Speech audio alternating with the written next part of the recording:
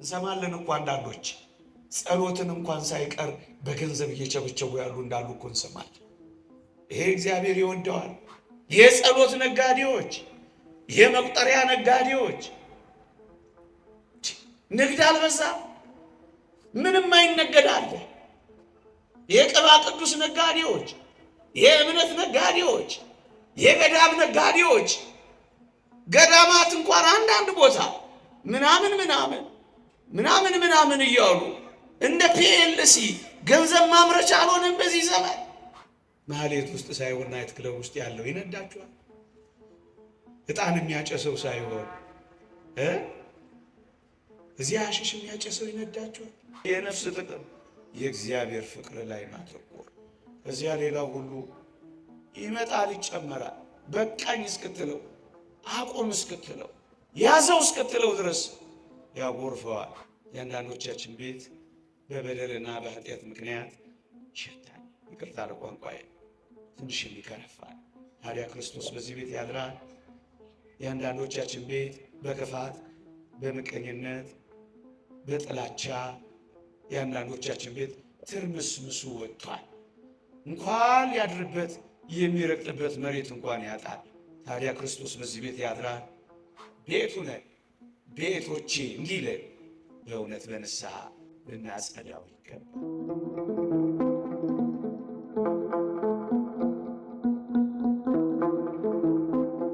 እስመ ዘመነ እንስሳ አለፈ። የእንስሳት ዘመን አለፈ። በዚህች ርዕስ ጥቂት ደቂቃ እንማራለን። ይህ ሳምንት ጌታችን መድኃኒታችን ኢየሱስ ክርስቶስ ቤቴን የጸሎት ቤት ይባላል፣ እናንተ ግን የንግድ ቤት አደረጋችሁት ብሎ ቤቱን ያጸዳበት ሳምንት ነው። ለምንድን ነው ቤቱን ማጽዳት ያስፈለገው? ምን ገጥሞ ነው ቤቱ የተበላሸው? እነዚህን አጠር አድርጌ አስቀድሜ እገልጻለሁ። በዚያ ዘመን በምኩራብ የነበሩ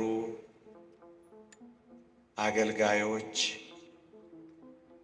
ሌዋውያን፣ ካህናት፣ ሊቃነ ካህናት የአምልኮውን ቦታ የንግድ ቦታ አድርገውት ነበረ።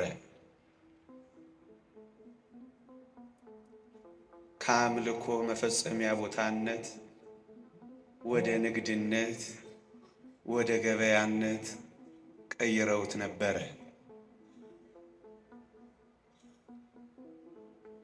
ከሩቅ አገር መስዋዕት ሊሰዉ የሚመጡ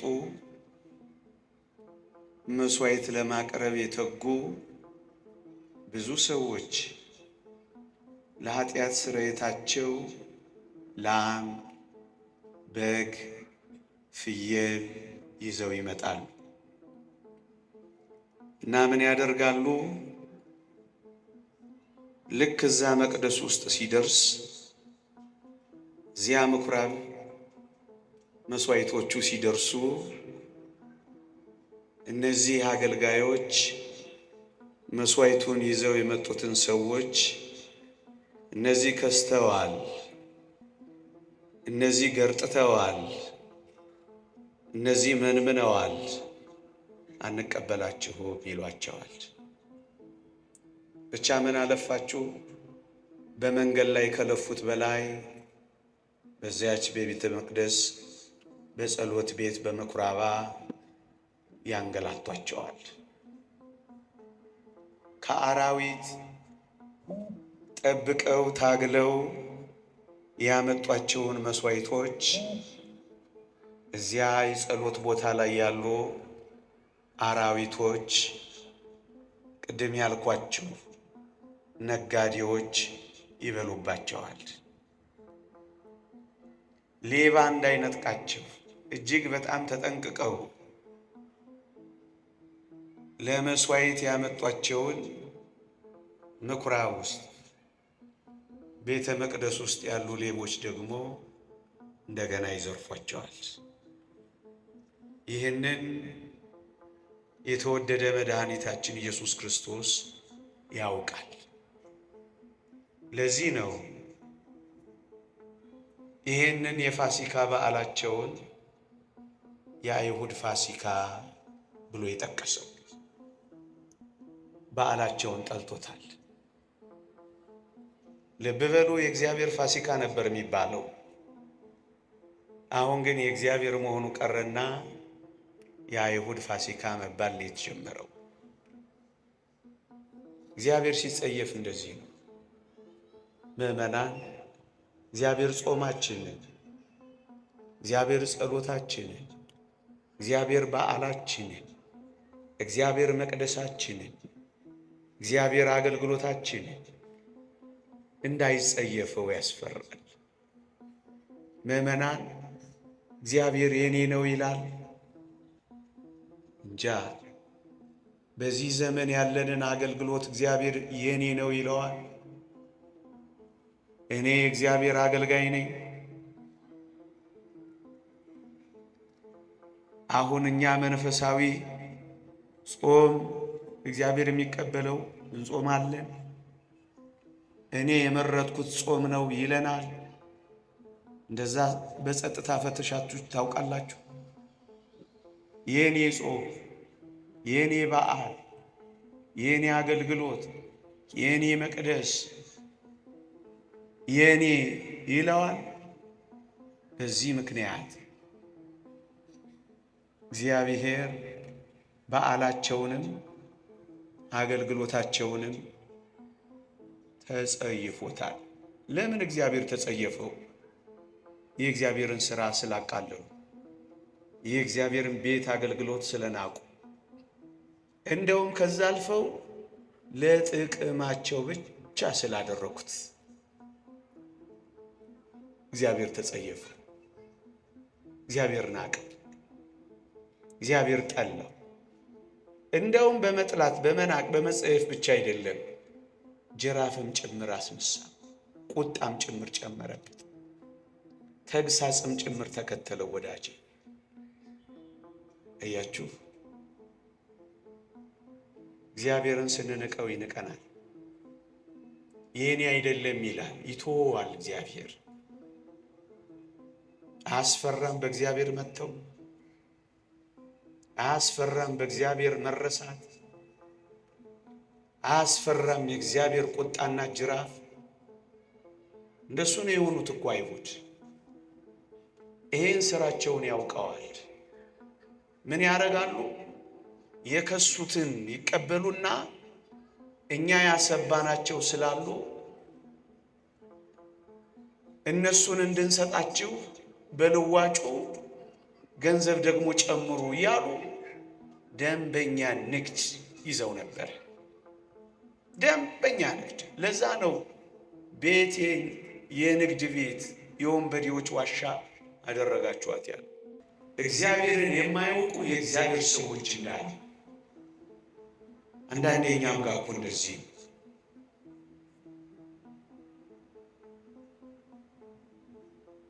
እንዴት ያስፈራል መሰላችሁ? መንፈሳዊነት የሌለው ልማድ ብቻ ነው የሚሆነው። ትምህርቱ ልማድ ይሆንብናል። ስለዚህ መንፈሳዊነቱ ግን ይጠፋል። ማስቀደሱ ልማድ ይሆንብናል፣ መቀደሱ ግን ይጠፋል። መጸለዩ ልማድ ይሆናል፣ ማነብነብ ብቻ ይሆናል። ልብን ነፍስን የማይነካ ይሆናል። እንደውም አንዳንድ ጊዜማ አስመሳይነቱ ሁሉ ይጨመርበታል። መልአኬ ኤዶም ኤፍሬም እሸቴ እንዳለው መንፈሳዊነት እንዳለው መንፈሳዊ መሳይ በዩኒፎርም ውስጥ የተደበቀ መንፈሳዊነት፣ በነጠላ ውስጥ የተደበቀ አስመሳይነት፣ በምንኩስና ቆብ ውስጥ የተደበቀ አስመሳይነት። ምዕመናን፣ መጽሐፍ ቅዱስ ከአታላይቱ ይልቅ ከዳተኛይቱ ጸደቀች የሚለው ይሄንን። በጣም አታላዮች እንሆናለን። ሲያዩ መንፈሳውያን፣ ሲፈትሹን ግን የባስን ዓለማውያን ሆነን እንገኛለን። እግዚአብሔርን ለጭምብልነት፣ እግዚአብሔርን ለከለላነት ብቻ እንጠቀምበታለን። መንፈሳዊነት የሌለው ይሄ ነገር ጫል እየቀረ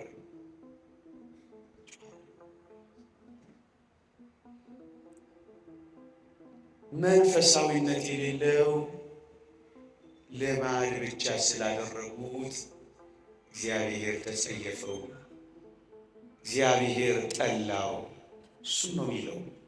ለዚህ ነው ጅራፍ ያነሳው ወገኖች። እኛም እንደዚህ ከኖርን እግዚአብሔር ይጠላዋል፣ ይጸየፈዋል ኑሯችንን ወገኖች። ወይ መንፈሳዊ መሆን ወይ ክርስቶስ እንደኖረ መኖር። እሱ ጭምት ነበር፣ እኛም ጭምቶች። እሱ የዋህ ነበር፣ እኛም የዋሆች። እሱ ትሁት ነበር፣ እኛም ትሁታን። እሱ ጸጥተኛ ነበር፣ እኛም ጸጥተኞች። ወይ እሱ ምዕመናን፣ አስመሳዮችን አይሁድ እንደሱ ነው የሆኑት። ለዚህ ነው የጠላባቸው፣ በማስመሰላቸው ነው የጠላባቸው፣ ጅራፍ ያነሳባቸው። ለዛ ይመስላል ግን አይደለም። ስለዚህ ጅራፍ አነሳ ጌታችን። ለዚያ ነው የተቆጣባቸው። ምዕመናን፣ እኛንም እንዳይገስጸን፣ እኛንም እንዳይቆጣ፣ አስመሳይነት ሳይሆን ሕይወቱን መኖር መጀመር አለብን። ልማድ ብቻ ሳይሆን ጠለቅ ያለ ሕይወቱንም መጀመር መቻል አለብን። እሱን ስናደርግ ነው ከእግዚአብሔር ተግሣጽ የምንወጣው። የተወደዳችሁ ክርስቲያኖች፣ ጥቂት ነገሮችን ለመናገርና ለማብራራት በጎችን፣ ላሞችን እና ርግብን ክርስቶስ አስወጥቷቸዋል፣ አባሯቸዋል። ግን ምዕመናን ምን አይነት ትዕግስተኛ እንደሆነ ይህን አምላካችንን ላሳያችሁ። 4 ፋሲካዎች አክብረዋል። በመጀመሪያው ፋሲካ ነው የዮሐንስ ወንጌል ምዕራፍ 2 የሚጀምረው። 4ኛው ፋሲካ ደግሞ ማቴዎስ ወንጌል ምዕራፍ 21 ላይ ነው። በ4ቱም ፋሲካ ክርስቶስ ታግሷቸዋል። ምን አይነት ፍቅር እንደሆነ እስኪ እዩት። እግዚአብሔር እየደጋገሙ ሲበድሉ እንዴት እንደታገሳቸው እዩ። በመጀመሪያው በመጨረሻው እዚሁ ተግባር ላይ ተጠምደዋል እነዚህ ሰዎች። ምንም ለውጥ ለማሳየት እንኳን አልፈለጉም። ለዚህ ነው ተግሳጹን ያመጣባቸው። ወገኖቼ፣ አንዳንዴ እኛም እንደዚሁ እንሆናለን። ለከርሞ ያው፣ አምናም ያው፣ ዘንድሮም ያው፣ የሚቀጥለውም ያው፣ ለውጥ የሌለው። ያኔ ነው ጅራፍ ያነሳው፣ ያኔ ነው የምር የገሰጸው። አንድ ሁለተኛ፣ በጣም ይደንቃችሁ፣ ሰዎቹን አይደለም ያባረረው፣ መስዋዕቱን፣ ለመስዋዕት የሚቀርቡትን ነው ያባረረው ክርስቶስ። ለምን ካላችሁ ወይ ዋናው ማሳየት ማስተማር የፈለገው ርዕሴ ላይ ነው ማርፈው። እስመ ዘመነ እንስሳ አለፈ፣ የእንስሳት ዘመን አለፈ። አሁን የሚሰዋ በሬ፣ አሁን የሚታረድ በግ አይደለም። ነዋ በግዑ ዘእግዚአብሔር ዘያቱ ያሴስ ለኃጢአት ዓለም፣ የዓለምን ኃጢአት የሚያስተሰርይ በግ ስለመጣ በጎች ምን ያደርጋሉ? መልእክቱ እሱ ነበር። የላሞችና የጊደሮች ደም ጊዜያዊ ስርየትን ስጋን ከመቀደስ ያላለፉ እነዚህ መስዋዕቶች ምን ያደርጋሉ? አሁን ግን ስጋንም ነፍስንም ሕሊናንም ጭምር የሚቀድስ እውነተኛ መስዋዕት በግ ስለመጣ እነዚህ በጎች፣ እነዚህ ላሞች፣ እነዚህ ፍሪዳዎች ምን ያደርጋሉ? ጭብጡና መልእክቱ ግን እሱ ነበር። አልገባቸውም እንጂ ቅዱስ ጳውሎስ የኋለኛውን ሊሽር ሁለተኛውን ሊያቆም የኋለኛውን ይሽራል ይላል። አሁን ጌታችን አዲስ ቤተ መቅደስ አንጽቶ ሊሰጣት ነው አዲስ ኪዳኗ ቤተ ክርስቲያን። ስለዚህ ቤቱን ያጸዳው። ቤቱ አያስፈልግም አላለም እንዳንዳንዶች። ቤቱንም አፍርሱት መቅደስ አያስፈልግም አላለም እንዳንዳንዶች። መቅደሱን አነጻ፣ ገበታውን ገለበጠ፣ መስዋዕቱን አባረረ። ወዳጄ የተሻረ አለ። መስዋዕቱ በክርስቶስ ደም በክርስቶስ ሥጋ መስዋዕቱ ተተክቷል። አሁን እዚህ ቤት ውስጥ በግ አታዩ። አሁን እዚህ ቤት ውስጥ ፍየል አታዩ። የኢየሱስ ክርስቶስ ሥጋና ደም ግን ይሰዋል። አንድ ጊዜ በማቅረብ ተቀድሰናል ይላል። ሁሌ የምንቀደስበት መስዋዕት ሊሰጠን የመጣው እሱን ነው። የእንስሳት ዘመን አለፈ። አሁን እውነተኛ መስዋዕት ተተከለ። ያኛው ተሻረ፣ ይሄኛው በአዲስነት ተሰጠ። እሱን ነው የሚያመለክተው። ያባረራቸው ለዛ፣ ያስወጣቸው ለዛ። ቤተ መቅደሱን ግን የአሕዛብ የጸሎት ቤት ትሆናለች ነው ያለው። ቤተ መቅደስ ውስጥ ባለው ቤተ መቅደስ ነው ይሄንን ያነጸው። ወገኖች የወርቁንስ ገበታ ምን አስገለበጠው ካላችሁ፣ ወይ አንድ እግዚአብሔር ቃል አንብብላችሁ እንዲህ ይላል። ከአባቶቻችሁ ከወረሳችሁት ከከንቱ ኑሯችሁ በሚያልፍ ነገር በብር ወይም በወርቅ ሳይሆን ነውርና ድፍ እንደሌለው እንደ በግ ደም በክቡር የክርስቶስ ደም እንደተዋጃችሁ ታውቃላችሁ ይላል። በወርቀ ደሙ ዋጅቷችኋል። ስለዚህ አሁን ወርቅ ምን ያስፈልጋል ብሎ ገበታውን ገለበጠው። ከወርቅ በላይ የሆነ መስዋዕት ክርስቶስ ስለመጣ ወርቅ አሁን ምን ያደርጋል?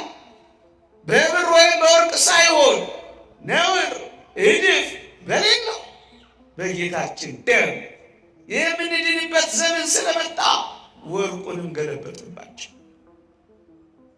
ክርስቶስ ያሳያለው ይሄ ነው። እነሱ ግን አልገባቸው። እነሱም ሙጭጭ ንግድ ላይ፣ እነሱም ሙጭጭ ወርቃቸው ላይ። አሳዝን። ርግባቸውንም እንደዚሁ ያባረሩ። ግን የዚህ ደግሞ ሌላኛው ሐሳብና ምስጢር ምንድን ነው ካላችሁ፣ ወይ በበሬ ያርሳሉ፣ በላምም ጥቅም ያገኛሉ። ስለዚህ ለምን አባረራቸው? ጥገኝነታቸው ምድራዊነት ብቻ ሆነ። መብል መጠጥ ብቻ ነው ሐሳባቸው። ንግድ ብቻ ነው ሐሳባቸው። ጽድቅ አይደለም ንግድ፣ አምልኮ አይደለም ገበያ፣ እግዚአብሔር አይደለም ወርቅ። ትኩረታቸው እዛ ላይ ነበር። ለዚህ ነው እግዚአብሔር የጠላው ወገኖች። አያችሁ፣ አንዳንዴ እኛም ጋር አገልግሎቶች እነዚህ ይበላሻሉ። እግዚአብሔር ይሄን አይወደው፣ እግዚአብሔር ይጸየፈዋል። እንሰማለን እኮ አንዳንዶች ጸሎትን እንኳን ሳይቀር በገንዘብ እየቸበቸቡ ያሉ እንዳሉ እኮ እንሰማለን። ይሄ እግዚአብሔር ይወደዋል። በነፃ የተሰጣችሁን በነፃ ስጡ ያለ አይደለምን እግዚአብሔር? የጸሎት ነጋዴዎች፣ የመቁጠሪያ ነጋዴዎች ንግድ አልበዛም?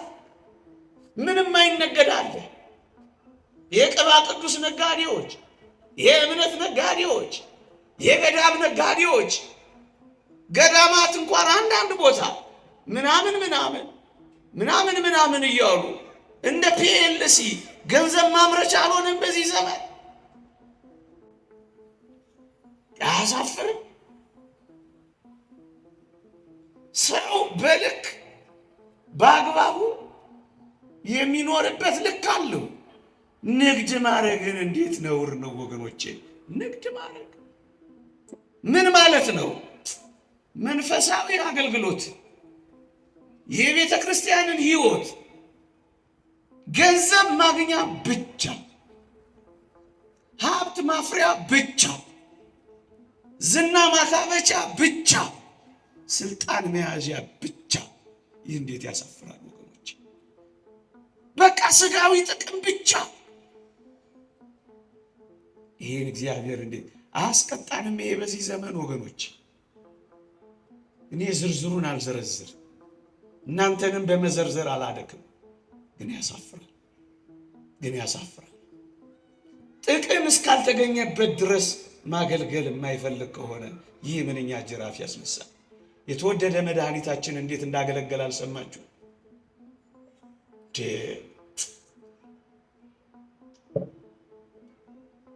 ከማንም ጥቅም ሳይፈልግ፣ ከማንም እዚህ ገባ የሚባል ስጦታ ሳይፈልግ ነው እኮ ያገለገል። ምንም ነገር ወገኖቼ፣ ምንም የሌለው ቅዱስ ጴጥሮስ ጋር አገልግሏል። ክርስቶስ ቤቱ ገብቶ መካከለኛ የሚባል ያቀረበው ያለቀበት ዶኪማስ ጋር አገልግሏል። ክርስቶስ 4 እጥፍ ልካስ ልመልስ ያለ ዘኪዮስ ጋር ኢንቨስተር የመሰለም ጋር አገልግሏል ክርስቶስ። የተወደዳችሁ ክርስቲያኖች፣ እንደዚህ ነው ክርስቶስ ያገለግል። ከማንም ጥቅም ሳይጠብቅ፣ ከማንም ሳይፈልግ አገልግሎት ማለት ይሄ። ከዚህ ይልቅ ግን ቅድም ያልኳችሁን ብቻ ጥቅም አድርጎ ንግድ ነው የሚሆነው። እግዚአብሔር ይጸየፈዋል። ምን ያህል ባገኘ ነው ብሎ አስልቶ ሂሳብ ሰርቶ መኖር፣ ይሄ ከአገልግሎት የሚጠበቅ አይደለም። እሱ ነው የሚለው። ይልቁንም የሚያገለግል አሁን እውነተኛ እረኞች፣ እውነተኛ አገልጋዮችን እኮ አይተናል በመጽሐፍ። ከለምለም መስክ አሰማርቶ፣ ከሚያምረው ግጦሽ ነጭቶ፣ ከዛፍ ጥላ ስር አሳርፎ፣ ከንጹህ ውሃ ቀርቶ በጎቹን ነው የሚንከባከቡ። ለበጎቹ ራሱን አሳልፎ ነው የሚሰጠው። ክርስቶስ እንደዚህ ሆኖ የመጣ እረኛ ነው። ለዚያ ነው እነዚህን እረኞች የገሰጸው፣ ከእጆቻቸው አስጥላቸዋለሁ ያለው። ዛሬም ከእንደነዚህ ነጣቂ እረኞች እግዚአብሔር ልጆቹን በነጠቀልንማ። በእውነት ምዕመኑን የሚያስጨንቁ ገንዘብ ካላመጣ ማይፈልጉ እንዴት ያስጨንቁ!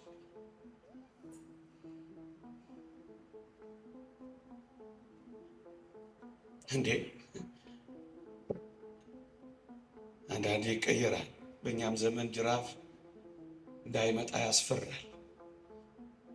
አገልግሎትን ከጥቅም ጋር ብቻ ሲያያዝ ያስፈራል። ጥቅም ካላገኘ ማያገለግል፣ በነፃ የሚሰጠው ነገር የሌለ፣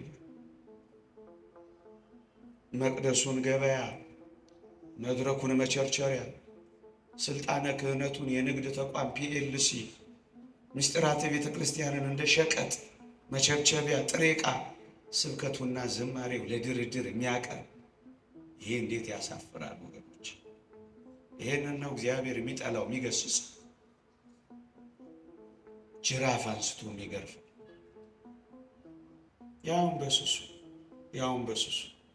ያውን በስሱ ሳልጨክን ነው ያወራሁት። በፕሮቶኮል የቤት ቅናት ይበላኛል ብሎ በሙሉ ነው ጠርጎ ያስወጣው ወገኖች።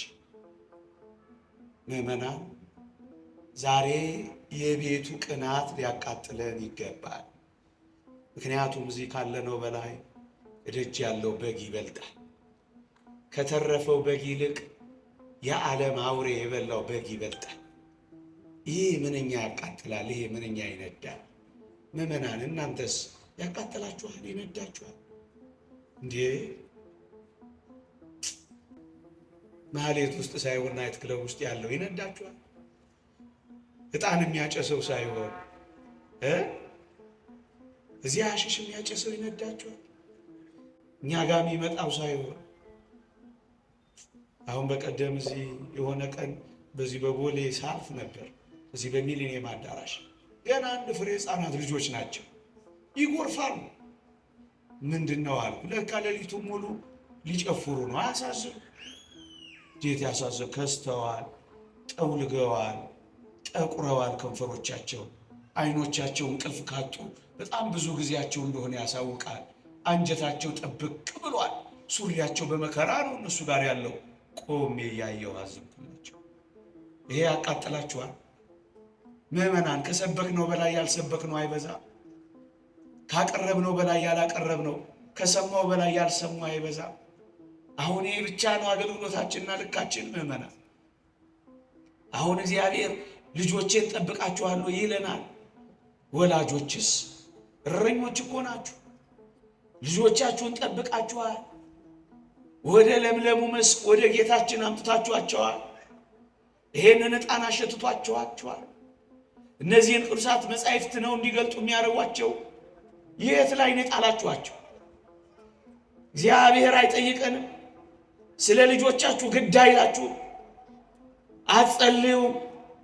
አታለቅሱም? በቤተ እግዚአብሔር ደጅ አትጠኑ? እረኞች እኮ ናችሁ። እናንተ መምህራንስ ደግ ነገር ይማራል የምታስተምሩት ልጅ? እውነት እግዚአብሔርን ይፈራል? እዚያ አስኳላ ያለው መምህርስ እውነት መምህር ነው ያስተምራል? አይቆጫችሁ? ደግ ያልሆነ ነገር የሚያስተምር ነገር ሲፈጠር አይነዳችሁ? አያቃጥላችሁ? የእግዚአብሔር ቤት የልጆቹ ቅናት አይዛችሁ? እናንተ ሕዝብንስ የምታስተዳድሩ ትንሽ አያቃጥላችሁ? የሚንከራተት ሕዝብ ስታዩ፣ ኑሮ የከበደው እንደ ቀንበር የሰበረው ሕዝብ ስታዩ ትንሽ አያሳዝናችሁ? የሚበላው አቶ ኩርምት ብሎ የሚያድር አንጀቱ የታጠፈ የሚሄድበት የጠፋው የሚሰራው ያጣ የሚማረው የሚቀጥረው ያጣ ሰው ትንሽ አያሳዝንም? ሚንገላታ የእግዚአብሔር ሕዝብ አያሳዝንም? ይሄስ ቤቱ አያቃጥልም? እስመ ቅንዓተ ቤትከ በልዐ። ይህ ቤት ቅናት እንደዚህ እኮ ነው ከፍ እያለ እንደዚህ እኮ ነው እየሰፋ የሚሄደው ወገኖች። ምዕመናን በዚህ ዘመንስ እንደ እውነት እንነጋገር ከተባለ ሌላ የቤቱ ቅናት የሚበላን የለም። ብዙ የክርስቶስ ማደሪያዎች የሆኑ በተለይ በዚህ ዘመን ኦርቶዶክሳውያን ስለሆኑ ብቻ ደማቸውስ የሚፈስ የለም። እረኝነት ወጥተው እንኳን አይደለም በጎቹ ተመልሰው እረኛ የሆነው ሕፃን እዛ ሜዳ እንደቀረ ስትሰሙ አሁን ሰላም ነው የምትኖሩት? አያሳዝንም? የልጆቹ ቅናት አይበላችሁ? ከቤት ወጥተው ደጅም በቀደም አንድ ሰው አግኝቻለሁ። አንድ ሀገር ሄጄ ከቤታችን ወጥተን ጫካ ማደር ከጀመር 4 ዓመታችን ነው አለኝ። እንግዲህ እዛ ሀገር ነዋሪ ነው፣ ሌላ ቦታ ተሰዶ መጥቶ ነው። መኖር ያልቻሉስ የቤቱ ቅናት አይበላንም? መቼ ነው የምር የእውነት እኔና እናንተ የቤቱ ቅናት በልቶንና አቃጥሎን እግዚአብሔርን የእውነት በሱባኤ የእውነት በእንባ የእውነት በጨዋነት በቃ አይምንል? የቤቱ ቅናት ይበላኛል፣ ይበላናል፣ ይሰማናል፣ ያቃጥለናል። እንደ ሙሴ እንደ እረኛው ሙሴ ምንድን ነበር ያደረገው? እረኛው ሙሴ ይህ ሕዝብ ከሚጠፋ ከሕይወት መጽሐፍ እኔ ልጥፋ ነው ያለው ሙሴ። እንዲህ አይነት እረኞች ያስፈልጉናል። ከመንጋው ፊት የሚበሉ እረኞች ያስፈልጉናል። ስለ በጋቸው የሚሰዉ እረኞች በዚህ ዘመን ያስነሳልን እግዚአብሔር ያስፈልገናል። ያላቸውን የሚተዉ ስለ መንጋው የሚኖሩ በመንጋው የሚኖሩ ሳይሆን ስለ መንጋው የሚኖሩ እንደነዚህ አይነት እረኞች ያስፈልጉናል። ሙሴ እንደሱ ነው ያለው። ይህን ሕዝብ ከምታጠፋ ከሕይወት መጽሐፍ እኔ በፈርዖን ቤት ካለው ቅምጥልነት ይልቅ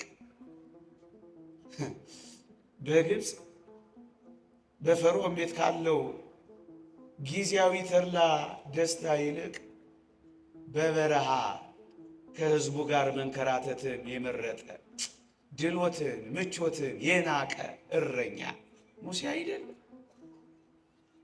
ደስ እኮ ነው የሕዝቡ ቅናት የበላው ሙሴ፣ ከሕዝቡ ጋር አብሮ በበረሃ የሚመላ ሙሴ እንደሱ ነው እረኝነት። እና ሰዓት እንዳልወስድ ይህ አይነት ዘመን ላይ የቤቱ ቅናት ይበላል ያቃ ምንም ነገር እንኳን ማድረግ ባንችል ንጹሕ ሆነን መጸለይ መፍትሄ ነው ወገኖች። የንጽህና ጸሎት፣ የንጽህና ጾም፣ የንጽህና እጆችን መዘርጋት፣ ንጹሕ ሆኖ ማልቀስ እግዚአብሔር ይሰማናል። አንድ ቀን ስለ አንዲት የራሔል እንባ አይደል ሕዝቡን ከእሳት ያወጣው? እግዚአብሔር ይሰማናል ምዕመናን፣ እግዚአብሔር ያየናል ምዕመናን። ስለዚህ እንደ ቀላል ጊዜ አትዩት፣ ግድ የለም። ሌላውና ማስተላለፍ ያለብኝ ግን እንደው የቤቱ ቅናት ሊበላን የሚገባው አሁን ያልኳችሁን ብቻ አይደለም። እኛም እኮ አንዳንዴ ምዕመናን ሕይወታችን ንግድ ብቻ ይሆናል። እውነት እንነጋገር ከተባለ ጽድቅንና መንግሥቱን ከማስቀደም ይልቅ የእግዚአብሔርን ስጦታ ብቻ በማስቀደም መኖር ምንድን ነው? ይሄ እንዲሰጠን ብቻ ነው የምንፈልገው። ልጅ አምጣ፣ ትዳር አምጣ፣ ገንዘብ አምጣ፣ ስራ አምጣ አምጣ አምጣ አምጣ ብቻ አምጣ ብቻ። እግዚአብሔርን ማመስገን፣ እስካሁን ስለሰጠን ማድነቅ፣ አንተ የኔ ስለሆንክ ብቻ ብሎ መመሰጥ፣ እግዚአብሔርን ስለ ስጦታው ሳይሆን እግዚአብሔርን ስለ ራሱ ብቻ መፈለግ እንዴት ይደንቃል! እንዴት ይደንቃል! ከዚህ ሕይወት ውጪ ግን እግዚአብሔር ሊሰጠን ስለሚችለው ነገር መከተል እሱ ንግድ ነው የሚሆነው፣ እሱ ገበያ ነው የሚሆነው። ካልሰጠን አለመከተል፣ አለማምለክ፣ ከሰጠን ደግሞ መከተል፣ ይህ ንግድ ነው የሚሆነው። አባቶቻችን እንደሚያስተምሩን ለነፍስ ጥቅም ለእግዚአብሔር ፍቅር ተብሎ ካልሆነ በቀር ጸሎትም ሱባኤም ጾምም አገልግሎትም ለነፍስ ጥቅም ለእግዚአብሔር ፍቅር ካልሆነ ንግድ ነው የሚሆነው ነው የሚሉት ነጋዴዎች እንዳሉ። እግዚአብሔርን የያዘ እኮ ሁሉም የእሱ ነው የሚሆነው። የተወደዳችሁ ክርስቲያኖች ምን ይጎልበታል? የኔ የሆነው ሁሉ ያንተ ነው እኮ ነው የሚለው። እዛ ሉቃስ ወንጌል ምዕራፍ 15 ላይ ያንን አባት አላያችሁትም? ለምን ድርሻዬን አትሰጠኝም አለው። ልጄ ሆይ የኔ የሆነው ሁሉ እኮ ያንተ ነው አለ። እግዚአብሔር ያንተ ከሆነ የእግዚአብሔር የሆነው ሁሉ ያንተ ይሆን የለም። ስለዚህ የእግዚአብሔር የሆነውን ሁሉ ከማሰስና ከመፈለግ ይልቅ ራሱን ሁሉ በሁሉ የሆነውን ሁሉን በእጁ የያዘውን ራሱን አትይዘው? እሱን ለቀህ እሱ የሚሰጥህን ጥቃቅን ነገር ለምን ትፈልጋለህ? ዋናውን ባለጸጋውን እሱን አትይዘው? እሱን ከያዝክ እኮ ሁሉ ያንተ ነው የሚሆነው። ለነፍስ ጥቅም ለእግዚአብሔር ፍቅር ተብሎ ነው የሚደረገው። አለበለዛ ንግድ ነው፣ ገበያ ነው የሚሆነው። ገበያ ነው የሚሆነው። ሙሴ በውሃ ክርክር ምክንያት እግዚአብሔርም ቢያሳዝን እግዚአብሔር ወደ ከነዓን አትገባም አለው። ልብ በሉ፣ ከነዓን እንደማይገባ ሙሴን ነገረው። ግን ሙሴም እንዳረገ ታውቃላችሁ? አገልግሎቱን የቀጠለው። ምክንያቱም ሙሴ እግዚአብሔርን የተከተለው ስለ ከነዓን አይደለም፣ ስለ ራሱ ስለ እግዚአብሔር ነው። ወዳጅ እግዚአብሔርን የምንከተለው ስለ ራሱ ስለ እግዚአብሔር ነው እንጂ ስለ ምንም ነገር አይደለም።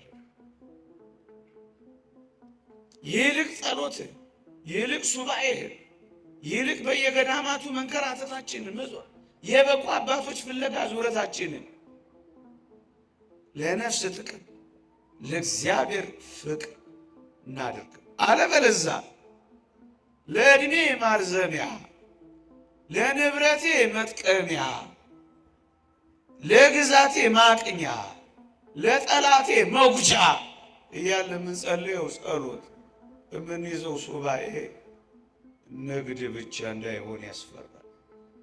ስለዚህ የነፍስ ጥቅም የእግዚአብሔር ፍቅር ላይ ማተኮር፣ ከዚያ ሌላው ሁሉ ይመጣል ይጨመራል። በቃኝ እስክትለው፣ አቁም እስክትለው፣ ያዘው እስክትለው ድረስ ያጎርፈዋል። መሸከም እስኪያቅትህ ድረስ ነቅንቆ ጠቅጥቆ ያሳቅፋል። ንግድ እንዳይሆን ይሄ የተሰጠን ሰውነትን በመንፈስ ቅዱስ ጸጋ ሀብት የሆነ የእግዚአብሔር ቤቱ ነን ይላል የእግዚአብሔር ቃል። ማደሪያው ነን እኛ። ይህን ማደሪያውን ሰውነታችንን የተወደዳችሁ ክርስቲያኖች የንግድ ቤት እንዳናደርገው፣ የመጣ የሄደ ሁሉ እንዳይሰማራበት። የእግዚአብሔር ማደሪያ ነው፣ የንጽህና ማረፊያ ነው። የርኩሰት ቤት እንዳና ይሄ ንግድ ነው። ተግሣጽና ጅራፍ የሚያስነሳው ይሄ ቅድስናን ፍጹም እያደረግን ራሳችንን ከሚያረክሱ ነገሮች እንለይ እንዳለው ቅዱስ ጳውሎስ ቤቱ ነን። ቤቱ ከሆነ ምን እናድርግ? ንጹሕ አድርገን እንጠብቀዋል። እግዚአብሔር የሚያርፍበት እናድርገዋል። ወዳጆች እግዚአብሔር በዚህ ሰውነት እንዲያርፍ ንጹሕ ሆኖ መጠበቅ አለበት። ቤቴ ይለዋል። ቤቱ ነን አላለም ቅዱስ ጴጥሮስ? እሱ ደግሞ ቤቴ ይለዋል። እኔ በእርሱ እሱም በእኔ ያድራል እንዳለው እንዲያድርብን ምን እናድርግ? እናጽዳዋ፣ ንጹሕ እናድርገዋ። የአምልኮት ሕይወት መፈጸሚያ መንፈሳዊ ቤት ለመሆን እንሰራ። ያን ጊዜ እግዚአብሔር በዚህ ሰውነት ያድራላ።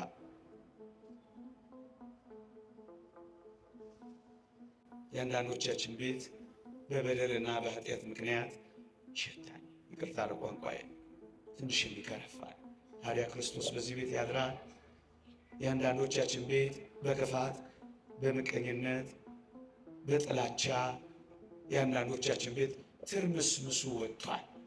እንኳን ሊያድርበት የሚረግጥበት መሬት እንኳን ያጣል። ታዲያ ክርስቶስ በዚህ ቤት ያድራል። የአንዳንዶቻችን ቤት ሸረሪት አድርቶበታል። የአንዳንዶቻችን ቤት ተባዮች ሞልተውበታል።